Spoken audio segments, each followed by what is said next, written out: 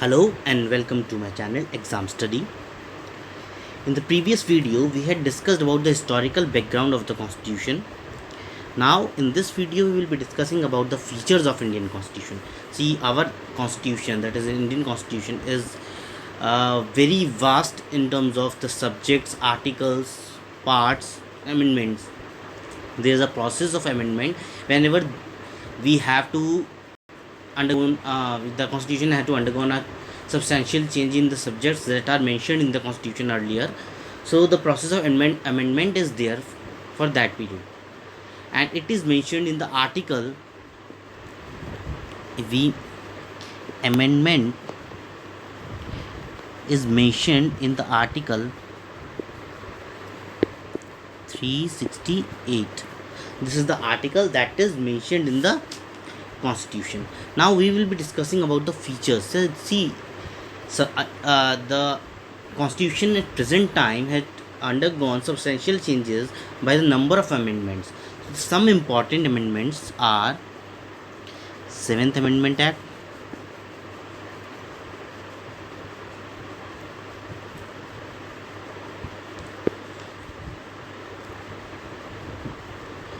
42nd Amendment, 43rd, 73rd, 74th. These are the amendments, important amendments in our constitution. So in fact the 42nd amendment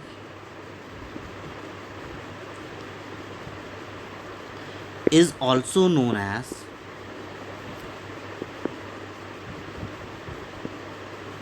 mini constitution. See, this is a question for your exam. Which amendment act is also known as the mini constitution? It is the 42nd Amendment Act. And one question is more: 42nd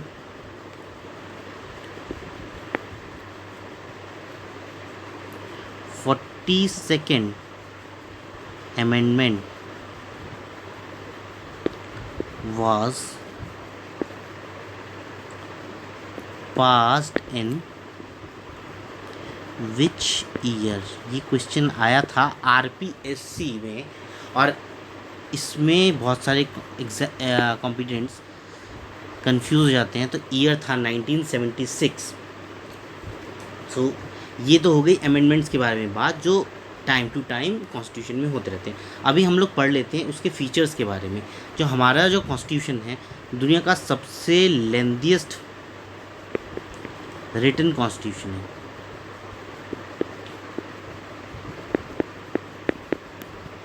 तो ये feature है. इसमें बहुत सारे articles हैं, काफ़ी सारे parts हैं. ओरिजिनली जब कॉन्स्टिट्यूशन बना था 1949 में, तो उसके अंदर केवल 8 शेड्यूल्स थे. 8 शेड्यूल्स वर ओरिजिनली 1 to 8. लेकिन जो बाद के 4 शेड्यूल्स हैं, 9, 10, 11, 12, अभी प्रेजेंट में देयर आर 12 शेड्यूल्स.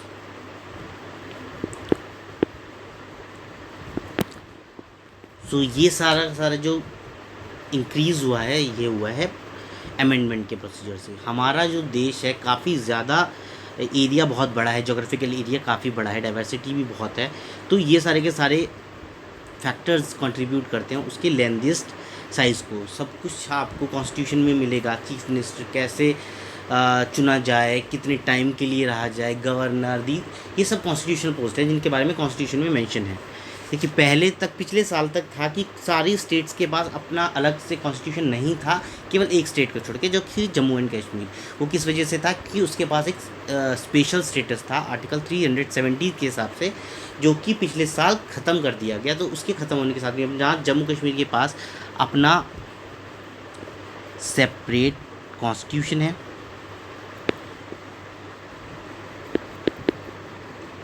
आर्टिकल 35 भी ख़त्म हो गया है, और उनके पास अपना फ्लैग भी नहीं है. No flag, separate flag. अब केवल नेशनल फ्लैग से ही उधर अनफोल्ड किया जाएगा. पहले उधर जम्मू और कश्मीर का फ्लैग होता था. तो ये तो है पहला पॉइंट. दूसरा है, जो इंडियन कॉन्स्टिट्यूशन है वो काफ़ी सारी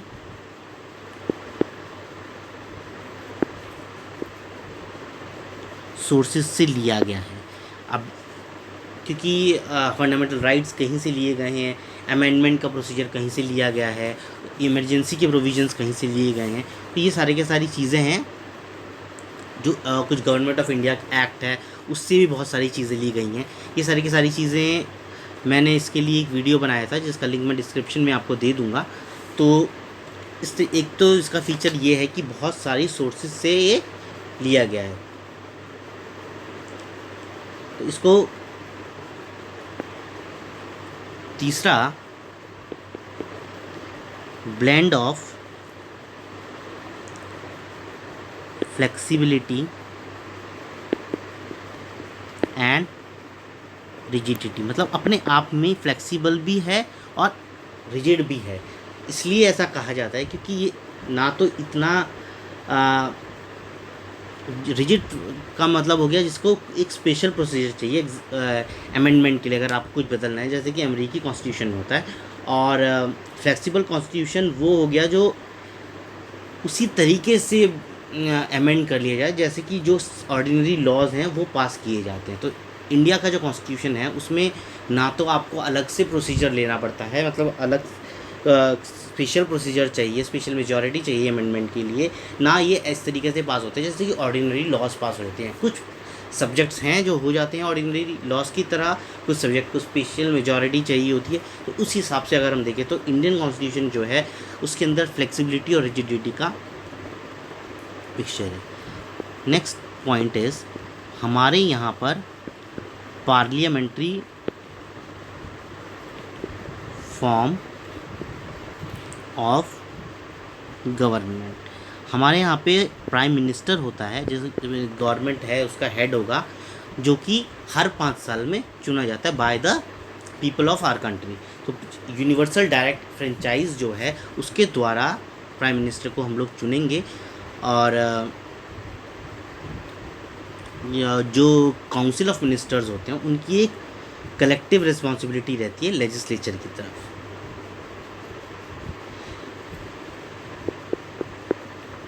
सेपरेशन, और हम बोल सकते हैं इंटीग्रेटेड एंड इंडिपेंडेंट जुडिशरी। जो जुडिशरी के जो जितने भी लोग हैं, चीफ जस्टिस हो गए, कोर्ट हो गया या जजेस हो गए, ये सारे के सारे जो अपॉइंट किए जाएंगे either by the president of India और by the governor. Prime minister का इसमें कोई रोल नहीं है। तो इस हिसाब से जो जुडिशरी है वो पॉलिटिकल सिस्टम से एकदम सेपरेटेड है, उसमें उसका कोई इंटरफेरेंस नहीं है। जब लोग कंट्री में रहते हैं तो उनके कुछ राइट भी होते हैं जो वो एंजॉय करते हैं। मतलब जैसे हम अगर बात करें कि कुछ लोग पाकिस्तान में हैं और हम लोग हिंदुस्तान में हैं, तो हमारे पास हिंदुस्तानियों के पास हिंदुस्तान में कुछ अलग राइट्स हैं as compare to the of other country. और ऐसे ही हम पाकिस्तान की बात करें तो पाकिस्तान में भी ऐसे ही होगा।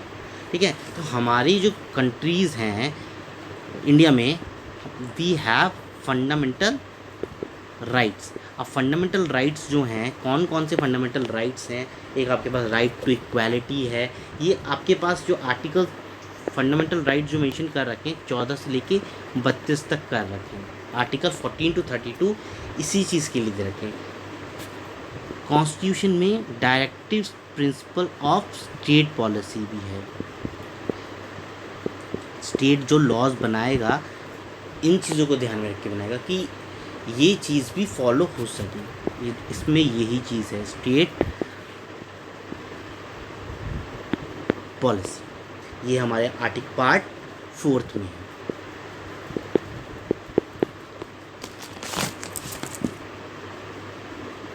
और फंडामेंटल राइट्स की अगर मैं बात करूँ तो ये हमारे पार्ट 3 में। दूसरा, इंडिया की जो स्टेट है that is a secular state. Means secular state वो स्टेट हो गई जिसका कोई ऑफिशियल रिलीजन नहीं होगा। अगर मैं बात करूं पाकिस्तान की तो इस्लामिक रिपब्लिक है। रिपब्लिक है कौन? पाकिस्तान, बांग्लादेश, ये सब इस्लामिक रिपब्लिक हैं। कैथोलिक कंट्रीज़ हो गई, यूएस है, यूके है, ये सब कैथोलिक हो गई। लेकिन इंडिया एक सेक्युलर स्टेट है, इसका अपना कोई ऑफिशियल रिलीजन नहीं है। कैसे? यहाँ ये जो कंट्रीज़ हैं, जैसे अगर हम पाकिस्तान बांग्लादेश की बात करें तो यहाँ पर ज़्यादातर कॉन्स्टिट्यूशनल पोस्ट पे जो लोग बैठेंगे वो इस्लाम रिलीजन के ही होंगे। इनमें ज़्यादातर वही होते हैं जो कैथोलिक होते हैं, कॉन्स्टिट्यूशनल पोस्ट पे जो बैठते हैं। सेक्युलर स्टेट जो चीज़, हालांकि अभी यूएस में कुछ चेंजेस आ रहे हैं कि नॉन अमेरिकन्स भी को भी मौका दिया जा रहा है, लेकिन सेक्युलर स्टेट इंडिया है। तो इंडिया में ऐसा कोई नहीं है कि कॉन्स्टिट्यूशनल पोस्ट पे एक पर्टिकुलर रिलीजन का ही इंसान बैठेगा। हिंदू भी बैठ सकता है, it can be Mohammedan, Sikh भी हो सकता है, क्रिश्चियन भी हो सकता है। हम लोग देख चुके हैं काफ़ी सारी जो कॉन्स्टिट्यूशनल पोस्ट हैं। प्राइम मिनिस्टर की ही बात करें तो सिख भी बन चुके हैं, और प्रेसिडेंट में देख लीजिए, मुस्लिम प्रेसिडेंट्स भी हुए हैं, हिंदू प्रेसिडेंट्स भी हुए हैं, इवन सिख प्रेसिडेंट भी हुए हैं। तो इंडिया एक सेक्युलर स्टेट है। सबको अपने जो हमारे फंडामेंटल राइट्स दिए हुए हैं उसमें ऐसे प्रोविजंस हैं कि उनको अपने रिलीजन को सेफगार्ड करने के प्रोविजंस भी दिए गए हैं हमारे फंडामेंटल राइट्स में। एक अलग फीचर जो इंडिया के कॉन्स्टिट्यूशन का है वो है यूनिवर्सल एडल्ट फ्रेंचाइज। अभी हमने बात की थी कि यहाँ पर पार्लियामेंट्री फॉर्म ऑफ गवर्नमेंट है, तो उस पार्लियामेंट्री फॉर्म ऑफ गवर्नमेंट को चुनता कौन है? लोग ही चुनते हैं। तो क्या मतलब सभी लोग चुनने के लिए एलिजिबल हो जाते हैं? नहीं होते। Citizens above 18 years of age, ये लोग होते हैं जो एलिजिबल हो जाते हैं पार्लियामेंट्री फॉर्म ऑफ गवर्नमेंट के जो रिप्रेजेंटेटिव्स हैं उनको चुनने के लिए, चाहे वो चीफ मिनिस्टर हो चाहे वो प्राइम मिनिस्टर हो, उनको चुनने के लिए 18 साल से ऊपर की अगर एज है तो आप वोट कर सकते हैं। तो ये है आपका यूनिवर्सल एडल्ट फ्रेंचाइज। हालांकि earlier the age was 21 years, लेकिन ये रिड्यूस कर दी गई थी, but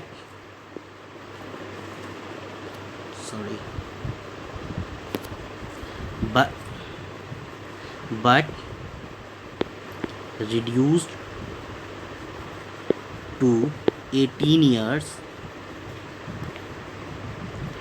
in 1989 by 61st amendment. और ये जो 61st अमेंडमेंट हुआ था ये हुआ था राजीव गांधी के टाइम में। उस टाइम में ही ये एज जो है ये कम कर दी गई थी। यूनिक फीचर और सा है सिंगल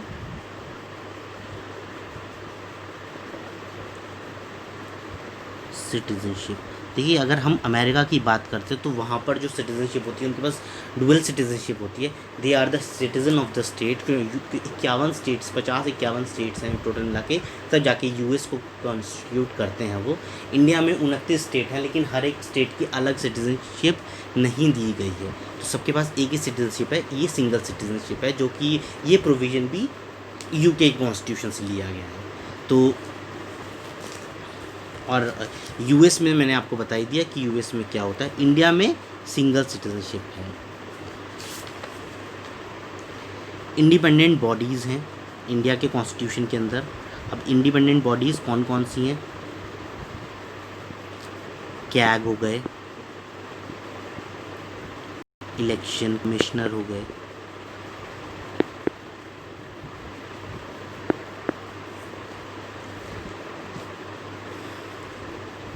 यूपीएससी हो गए, जो कि जो स्टेट सेंटर के जो जितने भी कॉम्पिटिटिव एग्जामिनेशंस हैं उनको कराएंगे, वो यूपीएससी के हाथ में होते हैं।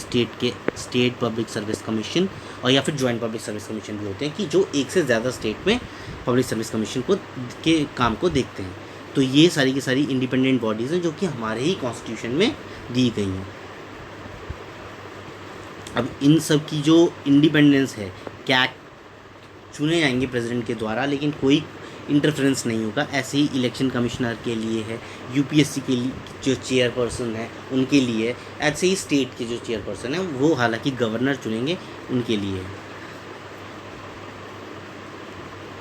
इमरजेंसी प्रोविज़न, देखिए 3 तरह की इमरजेंसी होती हैं जो हमारे कॉन्स्टिट्यूशन में दी गई हैं। एक तो दी गई है आर्टिकल 352, ये होती है नेशनल इमरजेंसी। जब भी आप की इंटरनल रिबेलियन या फिर एक्सटर्नल एग्रेशन का डर हो, उस टाइम पे आर्टिकल 352 लग सकता है। नेशनल इमरजेंसी एक ही बार लगी है, इंदिरा गांधी प्राइम मिनिस्टर थी उस टाइम पे, उन्होंने लगवाई थी। आर्टिकल 356 ये होती है स्टेट इमरजेंसी, या फिर इसी को बोलते हैं प्रेसिडेंट रूल। लगा नाम से पता चल रहा है अब ये लगाता कौन है, प्रेसिडेंट लगाएंगे किसी भी पर्टिकुलर स्टेट में। जब लगेगा कि कॉन्स्टिट्यूशन के अनुकूल स्टेट की गवर्नमेंट काम नहीं कर रही है तो आर्टिकल 356 से वो उसमें प्रेसिडेंट रूल लगा सकते हैं, या फिर स्टेट इमरजेंसी।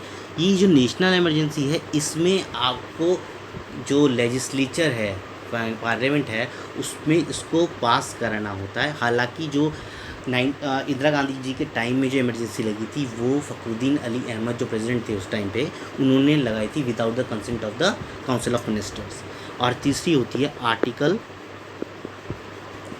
360, ये होती है फाइनेंशियल इमरजेंसी। अभी तक कभी नहीं लगी है फाइनेंशियल इमरजेंसी। जब सेंटर का जो फाइनेंशियल स्टेटस है कि प्रोविजंस जो दिए गए हैं अनस्टेबल हो जाता है, फाइनेंशियल स्टेबिलिटी जो है सेंट्रल गवर्नमेंट की वो अनस्टेबल हो जाती है, तो आर्टिकल 360 में प्रोविज़न है कि फाइनेंशियल इमरजेंसी लगाते। इसमें क्या होता है कि जो गवर्नमेंट्स होती हैं दे आर लाइबल की वो चाहें तो जो गवर्नमेंट एम्प्लॉयज़ हैं उनकी सैलरी में भी कटौती की जा सकती है। ये प्रोविज़न हमारा आर्टिकल 360 में है। 356 में हमारे पास प्रेसिडेंट रूल मेंशन किया गया है, और 352 में नेशनल इमरजेंसी दी हुई है। इसके बाद में आ जाती है 3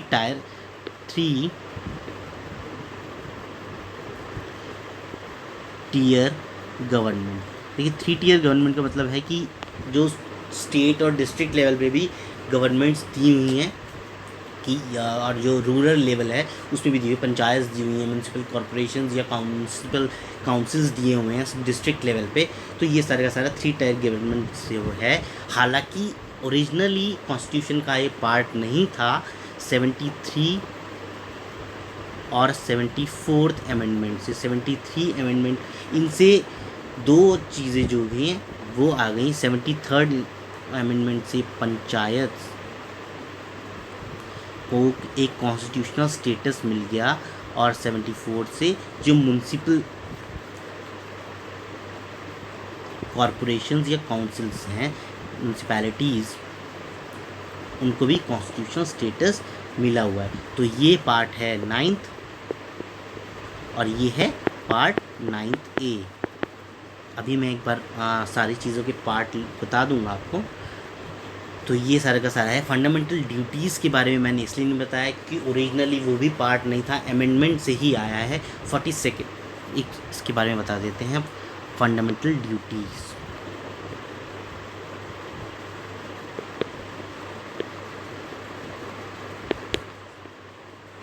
originally not a part of constitution,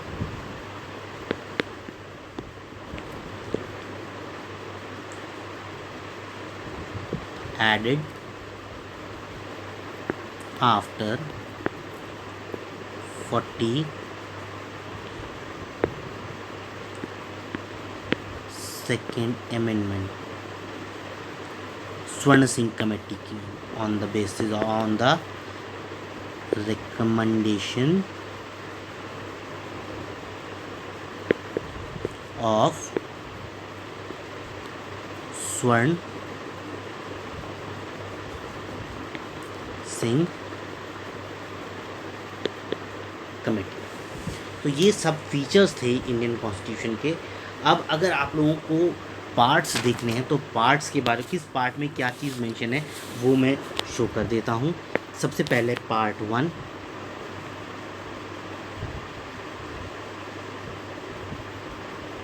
union दिया हुआ है, union and it's territory.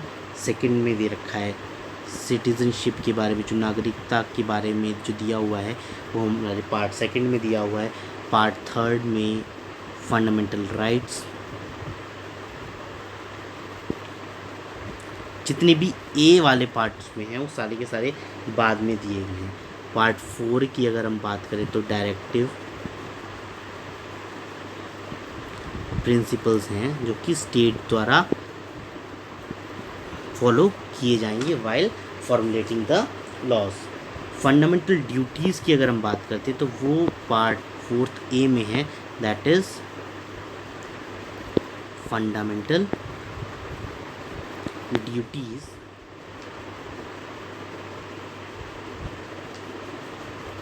Part 5 की अगर हम बात करें तो उसमें हमको यूनियन मिलेगा, जिसमें कि prime minister, president, vice president, supreme court, parliament, सबके बारे में हम लोग पढ़ेंगे आगे आने वाले वीडियोस में। और पार्ट 6 में हम लोग पढ़ेंगे स्टेट के बारे में, जो स्टेट का लेजिस्लेचर, चीफ मिनिस्टर हैं, गवर्नर्स हैं, कंडीशंस क्या क्या हैं, ओथ, इन सब के बारे, हाई कोर्ट्स है, लेजिस्लेचर है, इस सब के बारे में हम लोग पढ़ेंगे।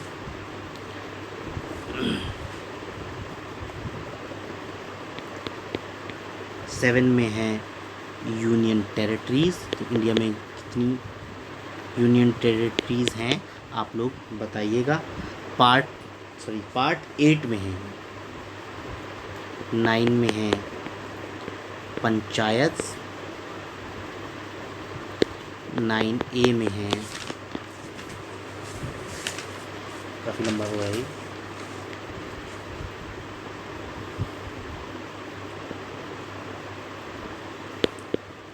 म्यूनसिपैलिटीज़,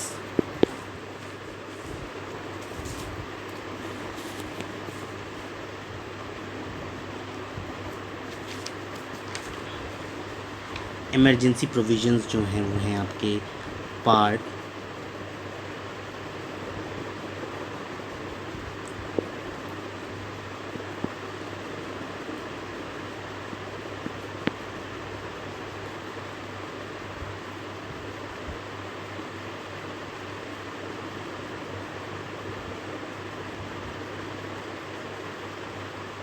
18 ये है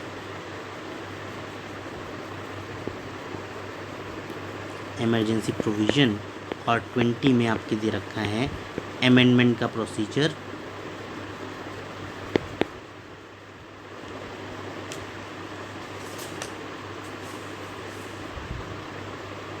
अब ये जितने भी ए वाले पार्ट्स हैं ये आप लोगों को ध्यान करने पड़ेंगे, ये लिखे कब गए हैं।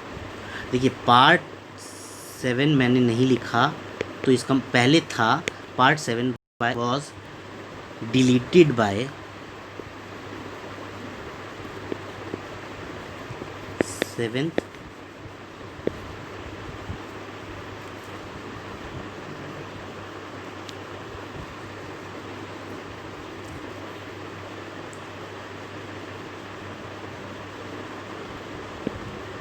कॉन्स्टिट्यूशनल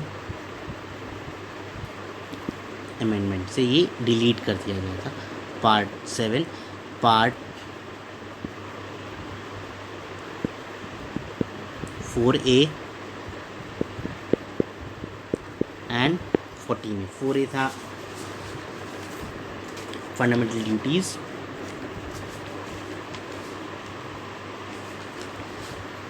और 14A है ट्रिब्यूनल्स। ये है फंडामेंटल ड्यूटीज़, ये ऐड किए गए थे 42nd अमेंडमेंट से। और पार्ट 9 और 9A ये किए गए थे 73rd और 74th अमेंडमेंट एक्ट से। तो ये था वीडियो जिसमें हम लोगों ने बात की the features of the Indian constitution. I hope you had liked it. Thanks for watching. Have a nice day.